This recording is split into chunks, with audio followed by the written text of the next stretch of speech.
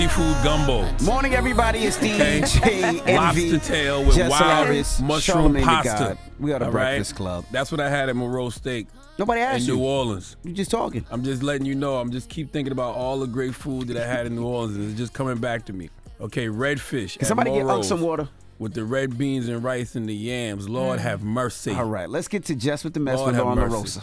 Alrighty, so there is a book right now. The book is called Kim's Lost Words, A Journey for Justice from the Other Side. We talked about this briefly on Friday about this book being released. This is allegedly a book that was co-written by Kim Porter, the ex of Diddy, who passed away. Now, there's been some controversy all weekend. Let's just say, number one, the book is number one currently on Amazon's bestsellers list in the category of Western U.S. biography. So it's selling. The book is out? Yes, it's out on Amazon. Yep, it's out. Jesus. And it's selling very well. It's listed. I'm literally looking right now. It's still number one on Amazon's bestseller list in the Western U.S. biographies category. But there has been some issues because people are really trying to figure out if this book is real. Online, the conversation is, number one, the design of the book. People feel like if Kim Porter were to have put out a book, it wouldn't look the way that this book looks. How does it look? It's just a little flimsy. Looks very homemade. Okay. But I reached out. I feel like they've shot this book down as being fake so many times. They have, but I think because of the fact that it's online and available for sale, people are actually purchasing it, and they're posting quotes and excerpts from the book. That I just read crazy. some. Crazy. What did you read? I'll let you go. Okay. So I reached out to a source because, again, I'm like, how did they even put this up if you guys have been saying for a while that this is not a real thing? But the source that I reached out to told me that this is not true. Like, this book is not a thing from Kim Porter, that anybody claiming that it is just pushing falsehoods. They talked about the fact that it's disheartening because she has loved ones that are still left here, and it's negatively reflecting them and misrepresenting her legacy and causing distress to those loved ones. My source also told me that the creator of the book, Chris Todd, had no connection to Kim Porter or her family, and notes that he was unable to provide Todd verifiable evidence to support his claims regarding the existence of the manuscript. So for background, we talked about this on Friday. Todd claimed that he had met up with one of Kim Porter's friends after she passed away, and they gave him a flash drive. The flash drive is of diary entries. He turned this into a book. They're stating that this is not true. And again, Kim Porter's best friend Ebony said months ago, she had a whole long Instagram post saying that Kim Porter never wrote a book, a memoir, a manuscript. She wants people to, pay attention to the fact that allegedly means when something is said to be true but not be proved, because people were saying allegedly. How do you sell a book that say that they say is from somebody if it's not proven? I have no idea. Don't feel like the book was sold. Don't feel like if the story that Lauren just said, somebody gave somebody a hard drive, right? Yeah. Don't sound like it was sold. Well, he's asking how are you able to put that on Amazon and then sell it? They're selling it to people. People are buying. It's number one. And what's in the book? So in the book, they read some excerpts. Yeah. Okay, so in the book, I know they talk about Kim Porter is accusing Diddy of physical abuse, allegedly. And she's saying that, like, there was one time where she tried to use a dildo on him, and that he asked for that, and because she said no, that was the first time that he hit her. This is all allegedly, according to this book. She also talks about a time where he allegedly hit her with a chair.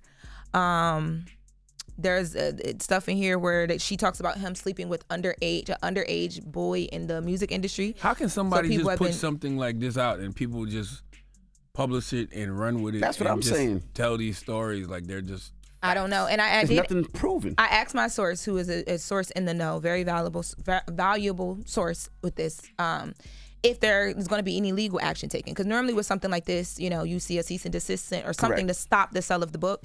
And I've gotten no response on that. So I don't know how this is happening. I don't know what's about to happen, but the claims in the book are wild, and people are posting them all over online, crazy. So it's making more people want to buy the book to read it, especially with all of the freak off stuff happening. People will believe in anything. It seems like it's a lot of the same stuff that's circling Puff now, like abuse, butt play. Yeah. Begging for pegging and all that. Yeah, absolutely.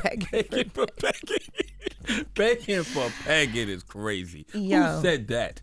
Somebody said begging for a pegging. Well, let me tell you, the people all weekend have been. Listen, pleading to be pegged is insanity. Okay, all right. Begging to get raw dogged in the fart box is nuts. Okay. I don't know what Nolan did to you, but you a little bit more funnier today. Begging for a pagan is insanity. Why are these things happening on a Monday morning? I don't want to hear about I don't know, but people all weekend have been trying to goodness. distance themselves from the hate Diddy y'all. situation. Go ahead. Sorry, Lauren. Begging for a pagan. God. Not that's gonna be the sequel. But to the book. that's what they said. That was allegedly that was the first time she ever was hit when she said that he was begging for a pagan. We She should have said just no. kept it at vote or die, man. Damn. We Peg or die is a long crazy. way from vote or die. Well, over the weekend, like I said, people have been coming out, trying to distance themselves from all of this stuff. I know Ray J spoke to an outlet and they were asking him like, why haven't people said something about all of this stuff before? Let's take a listen. What did you make of what you heard, and what did you ever see for yourself that gave you an opinion about what he was about? Well, for myself, and I think a lot of other people in this industry, I mean, it's all a shock because, we've never seen the stuff that's being said and the stuff that people are finding out. Like, I've never been in rooms that people are talking about, and I never knew they existed. And a lot of people in the industry can agree with me on that sense. Like, you all wanted to go and have a good time at a Diddy party, and you wanted to be inspired, you wanted to go out and have a good time, and then you wanted to go the next day to work. To see where we are now, I just think everybody is still trying to digest it. All you was begging for a pagan, and what you digested was not edible. Oh, But God. you swallowed it anyway. Oh. Well, that's just the beginning part. Dame Dash also spoke out because you know that there's this photo going viral of Dame Dash, Aaliyah, Jay-Z, a bunch of different people laid out on the bed, and then they're like partying, and it's all there. It was a 4th of July party. So let's take a listen to Dame Dash. He came out to clear his name too. That shit happened in the Hamptons. That's the day I met that me and Aaliyah, we hung out there and then we left. And that's what happened. That was 20 years ago. That was not in LA or Miami. But I know they're gonna play games with them pictures. It's all good. I don't really care. My thoughts on Diddy is it's sad, period. It's just sad. And I never judge a man for any preference and all that, and they keep it to themselves. I ain't got nothing to do with none of that. I don't know anything about any of those things. From 2005 on, I wasn't around. And that was the reason why I wasn't around.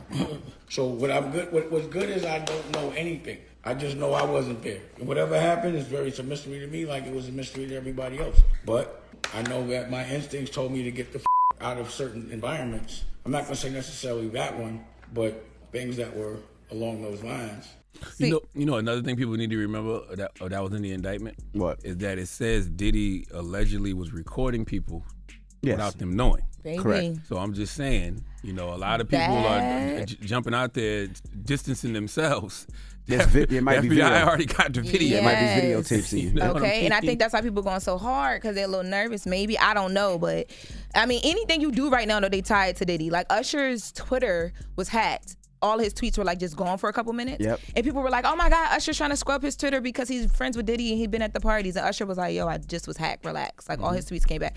So in conclusion, I think if I were people, I would just be quiet and just, yeah.